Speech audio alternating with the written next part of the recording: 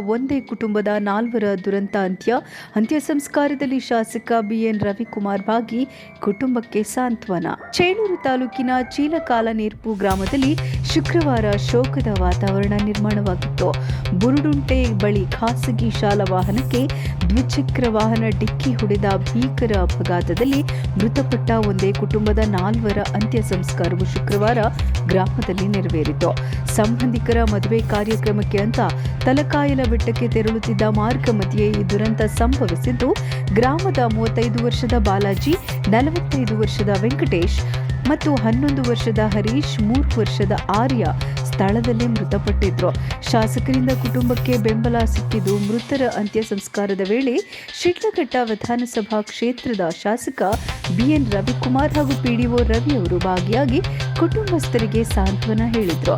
ಇನ್ನು ಈ ಸಂದರ್ಭದಲ್ಲಿ ಕುಟುಂಬದ ಸದಸ್ಯರ ಆಕ್ರಂದನ ಮುಗಿಲು ಮುಟ್ಟಿತ್ತು.